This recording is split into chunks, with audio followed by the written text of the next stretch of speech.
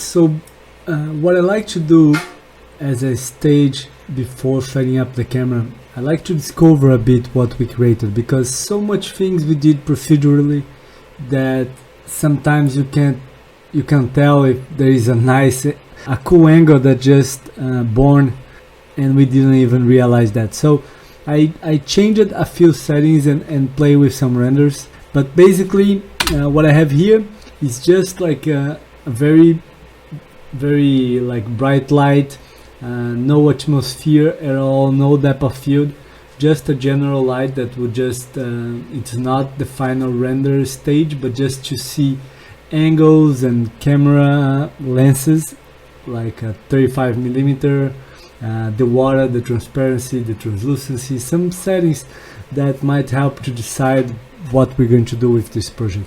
So the first shot I have here the name, so it's 35 millimeters, and I have my water as a transparency water, so it's very clear. You can see the rocks beneath the water. It looks really cool. I like how this rock comes along. If we would ever come this close, we would need, of course, to pay attention and to refine this scattering around these bushes. They're not very cool, so yeah, we'll need to work some details, maybe put some other rocks around this to give some variance in this area. Anyway, the boat is also just totally white, just to see the scale of the project. So the second one, it's a nice one. It's a top view with the 35 millimeter, but instead of having the transparency here, I use the subsurface scattering with no diffuse at all. So you can see the difference. Much darker ocean in general, with a lot of variation in the details, like the gust, and it's also a nice angle. I like this small island here and this small entrance here. I think it's really cool. These rocks coming in and the water going down, I think it's nice. Then we have like a different angle now we put down a 16 millimeter lens, very open lens. I like it, but I thought like the light here was not very good, so I just made a change, not because of the mood, but just to see more. So I just rotated the HDRI so I could see a bit better this angle. I also think it's a cool angle, but then this one, of course, you see it's very short here, the ocean, because the island is in the edge. We would need to change the ocean, so I just wanted to see like in the backlight with this other side of the island. Looks also very natural. I like this point here of the sand, the cliff, the vegetation. I think it's really cool as well. And this one is one of my favorites. I really like this one. It looks really natural, this and the water and the island and the beach and the mix of rocks and all this. I really like this one. The thing is that the island in the back, for this angle, we would need to work on that a bit. It's too empty. We need to scatter some vegetations there, play with the depth of field, and the atmosphere would maybe not be necessary, but like this, very bright, for sure this looks too clean and low poly. It's not very nice, but I like this shot. So this one I didn't like at all. I just kept this just to show you guys a few things. This is 120 millimeters, and you look the background, how low poly this is, and we would need a lot of details if you would shoot with this like this tele zoom lens of 120 millimeter. It's not the way that I want to go anyway. I don't think we portray much, so I don't like this one for this purpose. This is the same 120 millimeter, but further back and further above, like we like a helicopter zoom lens shots from a helicopter. I like this one. I think it's cool, and you can see the whole island.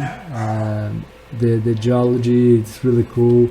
We have this beach around this. That's really nice with with a better light for that to feature these. It would be cool.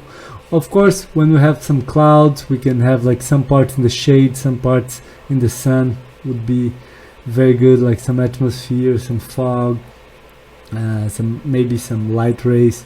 Anyway, it's a nice angle. So in this one, what I did, I just made the subsurface scattering more pronounced. So I definitely prefer this second one. You can see, look to this area around here. Look the difference. This is just the very edge that you can see this green color, and in this one you can see much more. Like you can see that the white sand that when seen from above give this turquoise, bright bluish greenish color, and it just goes fade down to the deeper ocean around the island. And this one you can see also like this turquoise, like shallower. You can see the details here in the water and the rocks. This really looks nice with the water. And this one I didn't have like subsurface scattering, just translucency, just transparency on the water, and then it just gives a different look. In general, I would say I think the other one looks more realistic, but depending on the camera angle and if you're shooting from closer to the water, this one might look really cool as well. So I think that's all for now. So my idea for the shooting, I will have like two different camera paths that I want to use.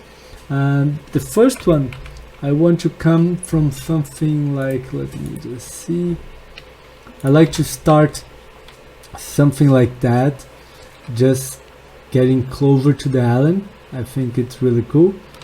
And then I want to have another one from above the island, just rotating around this area. I think we have like with these two different shots we can have something really cool. And if you think about like this one, you can show the background islands, and then you can just have a better review of the island features itself. So really cool. Let's start playing with the camera path. In the second lesson I'm going to show you a few tricks that I like to work with the camera. It's kind of a camera rig, very easy to do and very efficient as well.